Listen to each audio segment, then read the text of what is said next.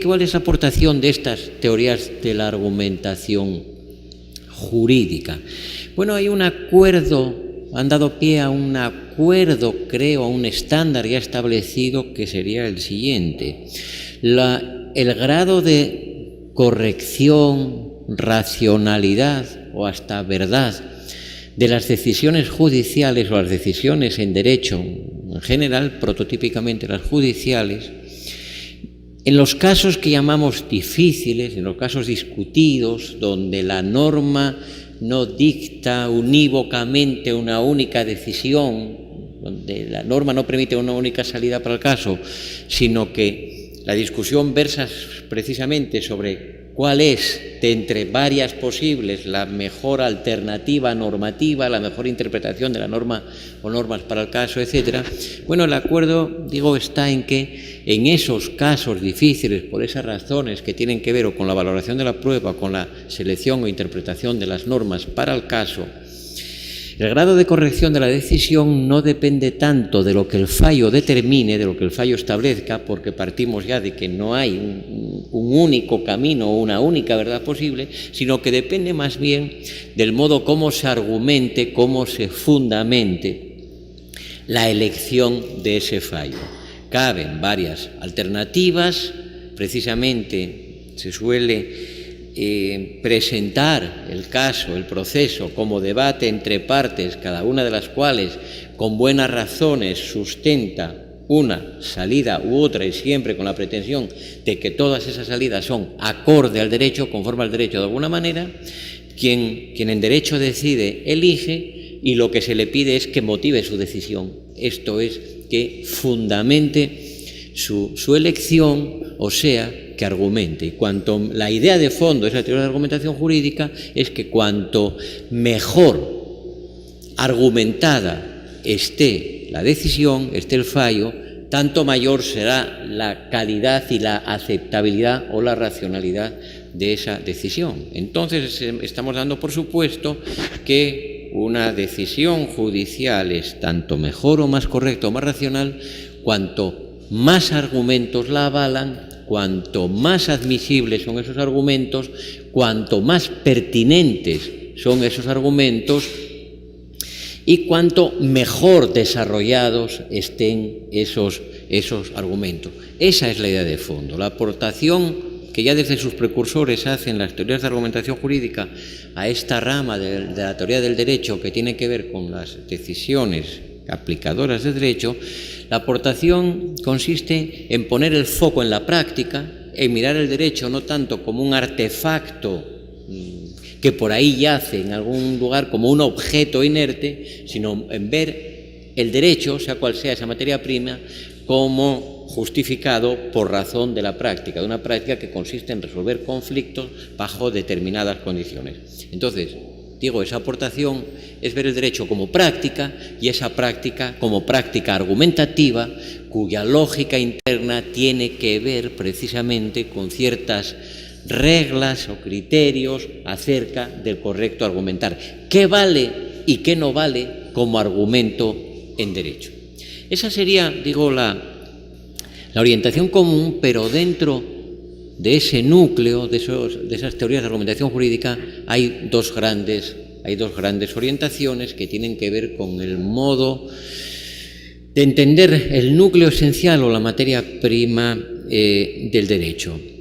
Y la pregunta, y no quiero entrar ahora en otras disquisiciones, sino ir al caso, la pregunta podría ser la siguiente. Bueno, listo. En derecho hay que argumentar, existe incluso en nuestros ordenamientos una obligación constitucional de motivar las decisiones. Argumentar es respaldar una decisión mediante razones. Bien, pero ¿qué razones valen y dónde está el límite? Ahí está el debate entre dos grandes vertientes de la teoría de argumentación. Bueno, todo esto más que tratar de mostrarlo mediante un enfoque teórico, como digo, quiero representarlo a la luz de un caso que paso a narrarles. Es un caso que tiene que ver con un magistrado español del que sin la más mínima duda todos ustedes han oído hablar bastante, que se llama Baltasar Garzón. Baltasar Garzón es un juez, un magistrado español muy polémico desde siempre, muy famoso, es el prototipo en España de eso que se conoce como juez estrella o juez vedette, alguien que tal vez sin proponérselo, pero probablemente proponiéndoselo, buscaba todo el rato la complicidad de los medios y la fama mediática, alguien que se convierte en un personaje del Star System, el show business en España relacionado con el derecho.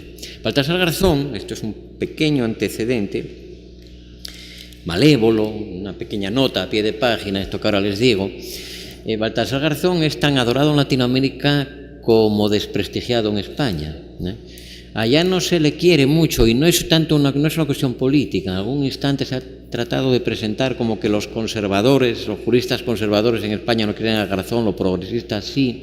Eso pudo ser verdad hace muchos años, pero su descrédito, me atrevo a decir, y con todo el respeto que procede, es transversal a las ideologías.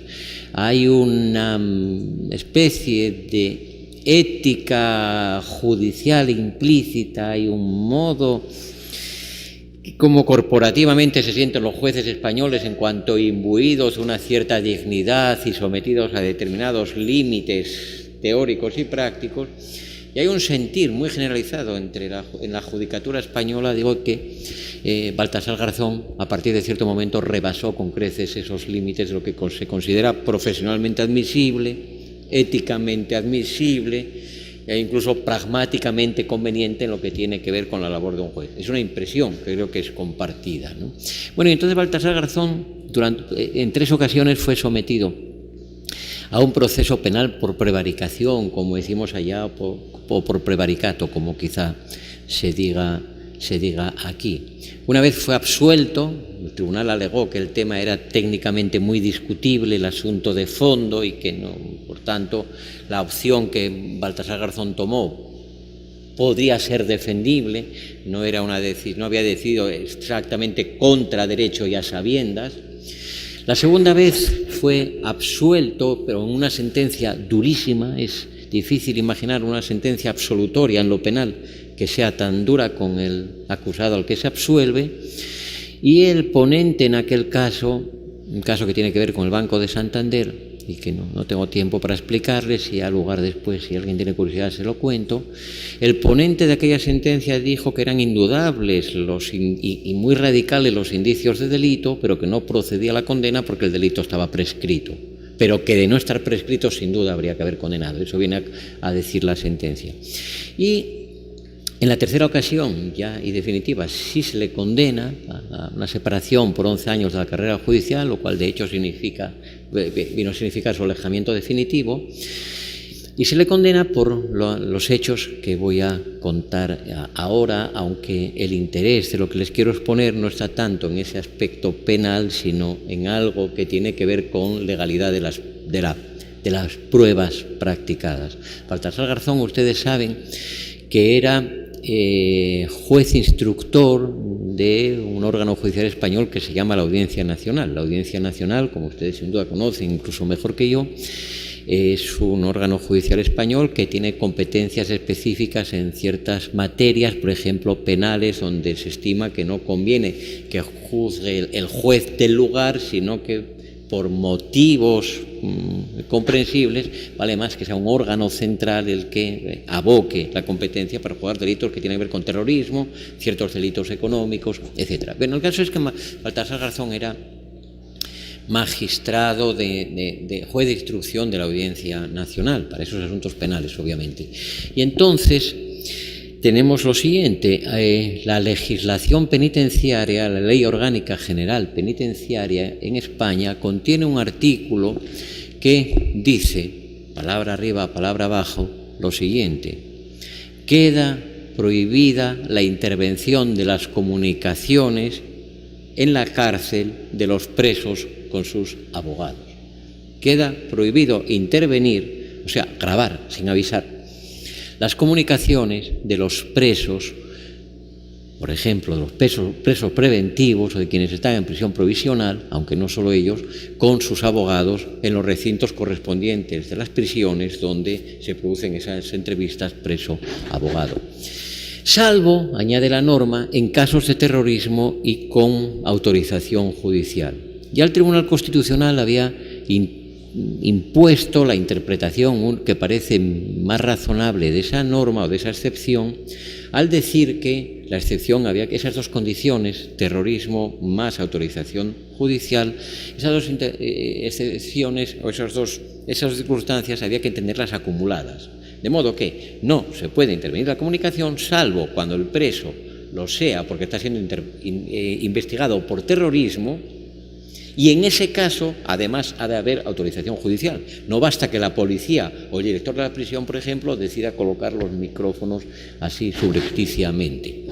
Bueno, esto era sabido, conocido, y sin embargo, Baltasar Garzón ordena en un caso que se pongan micrófonos en esas oficinas, esos lugares de la prisión donde ocurren dichas entrevistas.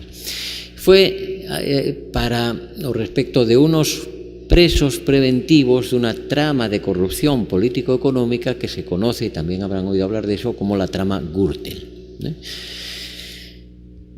Ahí se ventilaban delitos, una amplia gama de delitos de corrupción, cohecho, malversación, blanqueo, uso de información privilegiada, etc. Entonces, Garzón ordena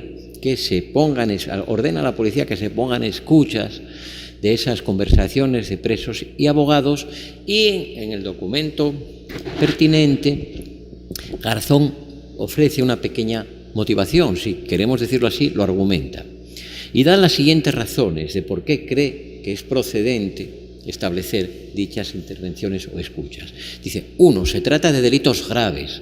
Estos que estamos investigando son delitos graves. Cierto, eran delitos graves. Claro que sí, porque no considerarlo así, pero no eran terrorismo. 2, es una trama muy profesional, es decir, son verdaderos expertos en el delito económico, lo cual quiere decir que saben borrar muy bien las huellas y que saben cometer sus ilícitos con pericia técnica a efectos de dificultar su descubrimiento o prueba. Tercera razón que Garzón añade, dice, es muy posible, tenemos sospechas, de que los propios abogados, o gran parte de ellos, estén integrados en la misma trama delictiva, sean de la misma banda. Esto pronto se confirmó que no era cierto, además. Tenían unos grandes abogados porque se los podían pagar. Este es un problema que ya no tiene nada que ver. Quien más dinero tiene, a lo mejor como fruto del ilícito, puede pagarse quizá el abogado más costoso, pero ello no es óbice a nada, porque al fin y al cabo todos tenemos derecho a la defensa, el rico y el pobre, el pequeño delincuente y el gran delincuente, ¿no? Y por último añade Garzón algo que acabó siendo determinante, que es lo siguiente. Dice, si en algún momento de esas conversaciones que se graban, abogados y presos hablan acerca de la estrategia de defensa en el proceso, en el juicio, esas partes hay que borrarlas.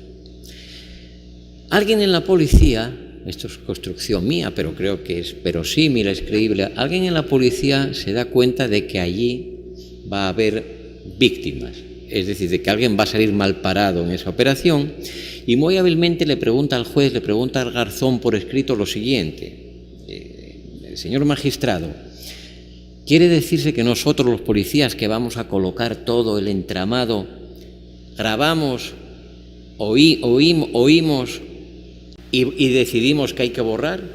¿Va a ser según nuestro criterio o no? Evidentemente el policía necesitaba una orden por escrito para que luego no se diga, ¿no? Y Garzón comete lo que yo creo que es el gran error de contestar también por escrito lo siguiente. Dice, no.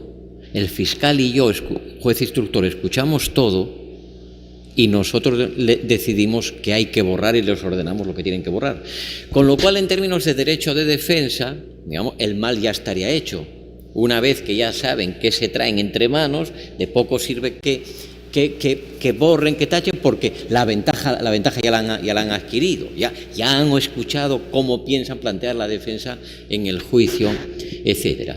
Bueno, eso se hace así, alguien encuentra alguno de esos micrófonos, se desata el escándalo y se abre un primer proceso, no el penal por el que acabará siendo condenado Garzón, que como digo, no es lo que aquí nos importa, sino que se solicitan a aquellos abogados, a aquellos presos, que se declare nula, radicalmente nula por ilícita, toda prueba que se pueda derivar de esas grabaciones, que serían grabaciones contrarias a la ley, porque la ley expresamente las prohíbe, y por extensión contrarias a la Constitución, por cuanto que van contra el derecho de defensa, parte esencial de eso que llamamos el debido proceso y que se consagra en la Constitución española en el artículo 24. Pues bien, el tribunal competente para ver esa cuestión, que era la Audiencia Provincial de Madrid,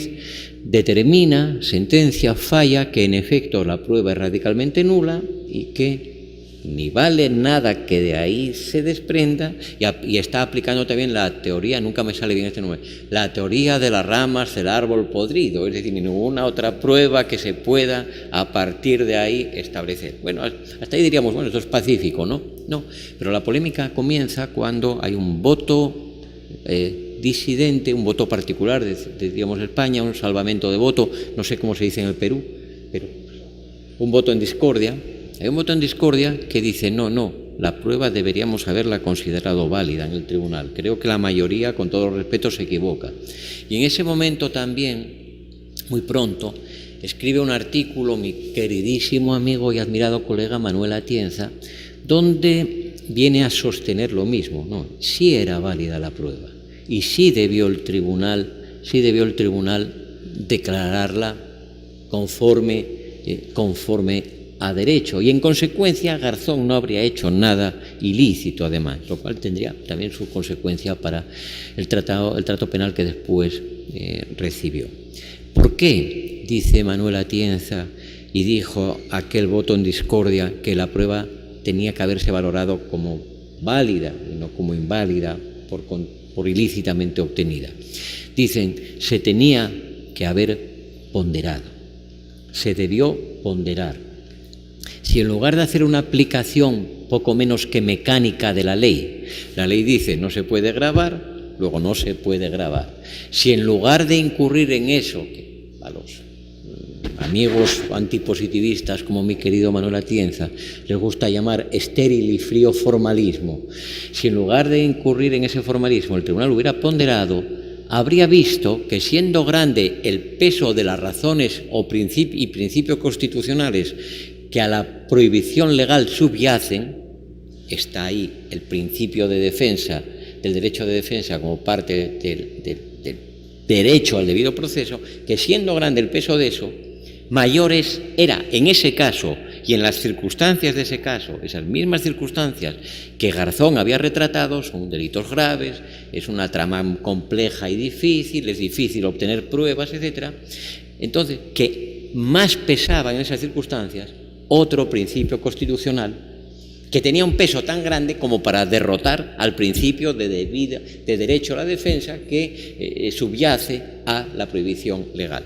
¿Cuál es ese principio constitucional? Dice Atienza, es el principio de eficaz persecución del delito por el Estado. Ahí es donde comienza una polémica entre mi amigo Manuel y yo, que se acabó reflejando en un pequeño librito editado inicialmente en Perú, en la editorial Palestra, que se llama Un debate sobre ponderación. Porque yo le pregunto a mi amigo Manuel lo siguiente, y que de esa forma empieza nuestra discusión. ¿Me puedes decir, querido Manuel, en qué artículo de la Constitución española se recoge o aparece el principio de eficaz persecución del delito por el Estado? Y la respuesta amable de Atienza, y no de este modo, con lo que yo lo voy a resumir ahora, vino a ser la siguiente. Dice, bueno, expresamente no se recoge ningún principio de la Constitución española, pero ni falta que le hace, porque hay principios constitucionales implícitos. Y si resulta que la Constitución española habilita la persecución penal del delito, si hay toda una jurisdicción penal, si hay policías, si hay todo un entramado constitucionalmente legitimado para perseguir el delito, es porque en el fondo está presente, aunque no se exprese como tal, ese principio de que el delito debe ser perseguido y debe ser perseguido lo más eficazmente posible. Y entonces, cuando estos requisitos de la persecución eficaz pesen más que las garantías formales, y garantía formal sería esa de que no se puede gravar al preso en la cárcel sin su conocimiento y en sus conversaciones con sus abogados, cuando ese principio de eficacia en la persecución del crimen pese más que la garantía formal debe ser derrotada, debe ceder ante ese principio sustantivo. Bueno, la polémica nuestra luego transcurrió por ahí en términos que pueden suponer, porque mi objeción,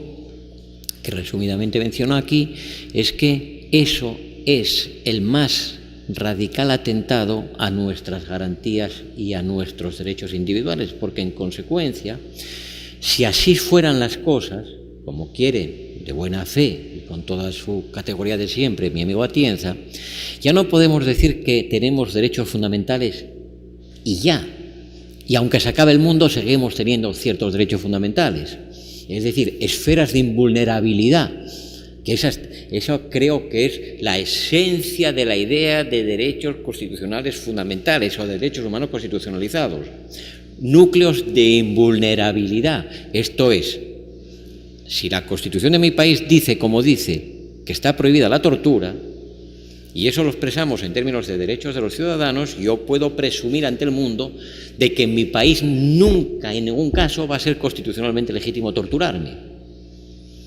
Pero si resulta que hay que ponderar caso a caso para ver qué pasa, yo he de concluir que el verdadero contenido de la Constitución española respecto de mi derecho a no ser torturado debe ser expresado así. Nadie puede nunca torturarme a mí, a no ser en aquel caso en que las razones para torturarme pesen más que mi derecho a no ser torturado. Porque eso es, hay que encontrar un principio que compense la vulneración de mi derecho.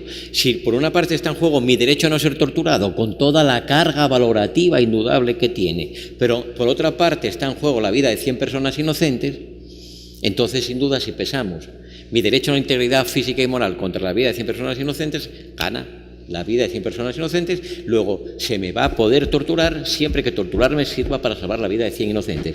Bueno, de 100 no está mal el número, pero y de 80, bueno, también, ¿no? Y 50, sin duda. Y 3, hombre, 3 es más que 1. Y uno contra uno, bueno, pues si resulta que yo soy bastante malo y ese uno es un niño inocente, también se me podrá torturar. Pero después, ¿por qué no pensamos ya en que se me pueda torturar también para descubrir cierto botín que se supone que yo robé? Etcétera, etcétera. En el momento en que abrimos la espita, ya no hay límite. Entonces, como digo, mi tesis era que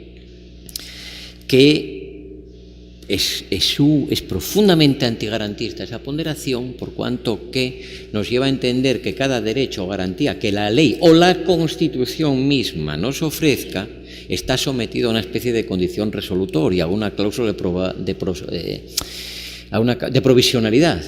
Tengo el derecho a X a no ser que pesen más las razones para, en mi caso y en tales o cuales circunstancias concretas, pues desatender dicho derecho. ¿Qué tiene que ver esto con, y este era el caso y hasta aquí lo digo, qué tiene que ver con el tema de la argumentación? Bueno, pues que una de las cosas que nos dividen a los cultivadores de alguna manera y partidarios de ese modelo de racionalidad jurídica que llamamos teoría de argumentación jurídica, una de las cosas que nos dividen es, bueno, ¿qué argumento vale en derecho y hasta dónde? ¿Cuáles son los límites dentro del derecho?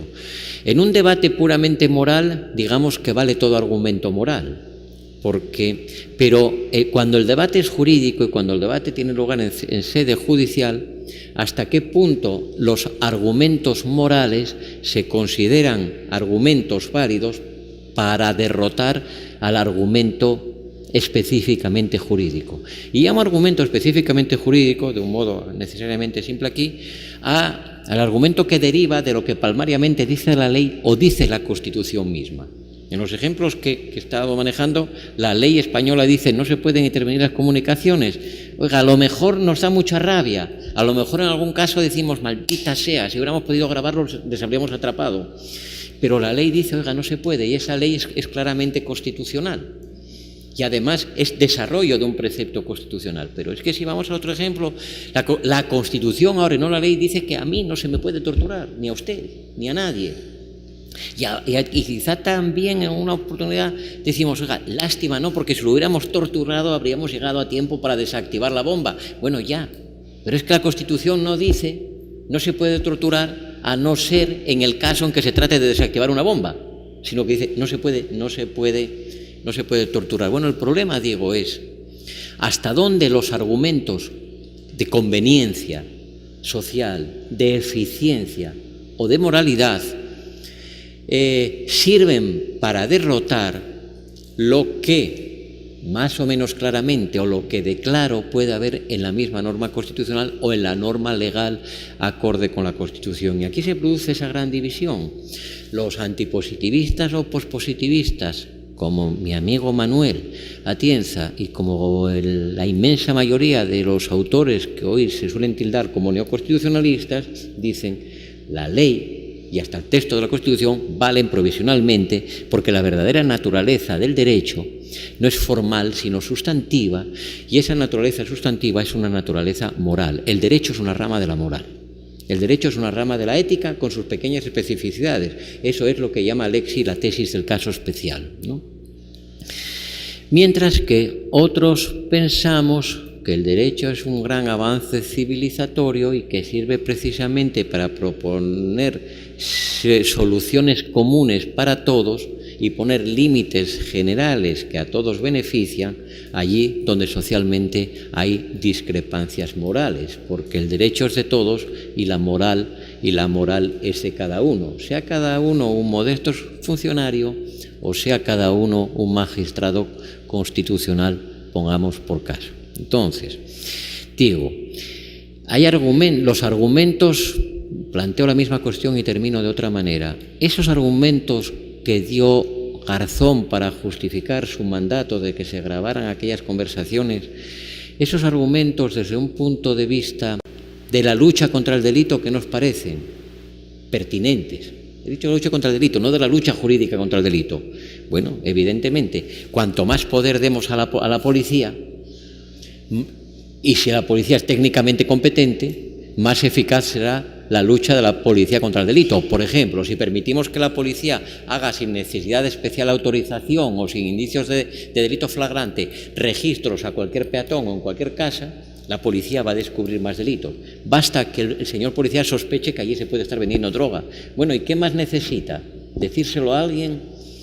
¿Comunicarlo al juez? No, que proceda. Cuanto más poderes de ese tipo concedamos a la policía, mayor eficacia, siendo, repito, técnicamente capaz la policía, va a tener la persecución del delito. Pero realmente queremos vivir en un mundo donde cualquier policía, cualquiera de nosotros pueda pararnos en la calle ahora mismo y decir manos arriba contra la pared. ¿Por qué? No, pues porque estoy haciendo un cacheo aleatorio, por ejemplo, ¿no? Porque sabemos que de cada 1000 que cacheemos vamos a encontrar a 2 con armas ilegales, y eso es muy bueno para la reducción del porte ilegal de armas. Bueno, ¿queremos eso o queremos un modelo distinto? Entonces, desde el punto de vista de la eficacia en la persecución del delito, efectivamente, a lo mejor nos parece muy bien que limitar los derechos formales de los presos. Desde el punto de vista moral, ¿qué nos parece lo que hizo Garzón? Bueno, pues quizá estamos convencidos, como yo personalmente lo estoy, de que eran mala gente aquellos grandes delincuentes económicos de esa trama Gürtel. Pero porque alguien sea malo debemos reducirle los derechos que la ley le presta, o los derechos son comunes para buenos y para malos y los necesitan en particular los malos o aquellos que un día pueden ser sospechosos de malos, porque al fin y al cabo la presunción de inocencia algo significará también, y estamos hablando de quienes estaban en la cárcel no cumpliendo una condena recaída con las garantías, sino en razón de una sospecha fundada, pero sospecha y todavía sin sentencia, de que habían cometido delitos económicos, que al fin y al cabo tampoco son, siendo delitos graves, tampoco son delitos contra el género humano, ni hablamos de genocidios, ni de cosas por el estilo. Entonces, ¿qué opinión nos merece moralmente, económicamente, políticamente o en claves de eficiencia lo que Garzón ordenó? Y yo diría que merece una opinión positiva. ¿Qué opinión nos merece jurídicamente? Ahí está la discrepancia. Algunos pensamos que hay que aislar un poco lo jurídico de las opiniones morales, de las conveniencias políticas o de los intereses sociales, y otros piensan que el derecho está subordinado a todas esas cosas, a la moral verdadera, al interés social, a la eficiencia del Estado, y que en consecuencia hay que relativizar todo mandato jurídico en función de ese otro tipo de conveniencias. Si me permiten presentarlo de otra manera, algunos somos kantianos y otros son utilitaristas. Algunos pensamos que los derechos se defienden aunque el mundo se acabe. Recuerdan que Kant decía aquello de que una mentira es una indecencia aunque se haga para salvar el mundo. Algunos creemos que no se puede torturar aunque esté en juego la vida de... nunca sea constitucionalmente legítimo torturar aunque esté en juego la vida de 1000 personas. Otra cuestión es que penalmente pueda concurrir una causa de justificación. Hablamos de qué es constitucionalmente legítimo o no. Y otros creen que todo depende de una conveniencia social y hay que ver en cada caso no solo en qué medida afecta al derecho de un ciudadano cierta práctica, sino también qué utilidad reporta para la comunidad, de modo que lo más útil ha de ser siempre lo jurídico, esté de acuerdo o no esté de acuerdo con lo que diga la ley o lo que diga la Constitución, y piensan además que esa utilidad para cada caso, de cada medida, la halla el juez mediante esa operación cuasi mecánica y metafórica que llamamos ponderación.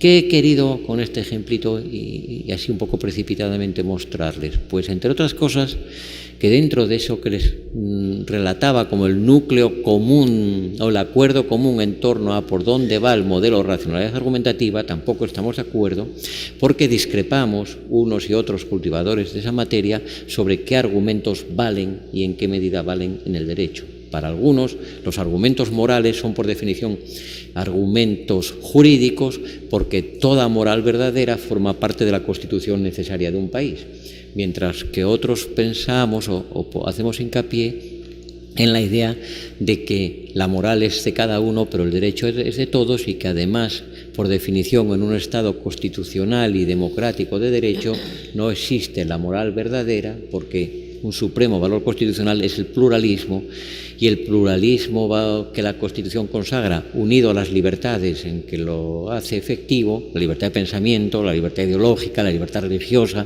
la libertad de creencias, la libertad de expresión, etc., hace que mis opiniones morales y las del Señor que limpia mis zapatos o que atiende mi casa o que conduce mi vehículo, mis opiniones morales y las suyas constitucionalmente valen lo mismo, y eso sigue siendo así aunque yo sea magistrado.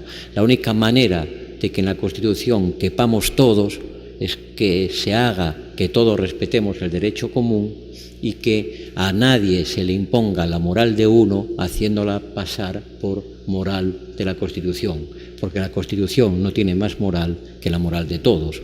Eso sería una tesis fuerte que no puedo justificar mejor, pero trato de buscar, de plantearles ese intersticio, ese cruce entre argumentación jurídica y teoría del derecho, y ilustrar sobre, como digo, las discrepancias que separan a una teoría de la argumentación jurídica de corte más antipositivista y una teoría de la argumentación jurídica de corte más positivista, pero en el sentido del positivismo del siglo XX, que no tiene nada que ver con aquel positivismo decimonónico de la escuela de la exégesis o de la jurisprudencia de conceptos. Les agradezco muchísimo su atención.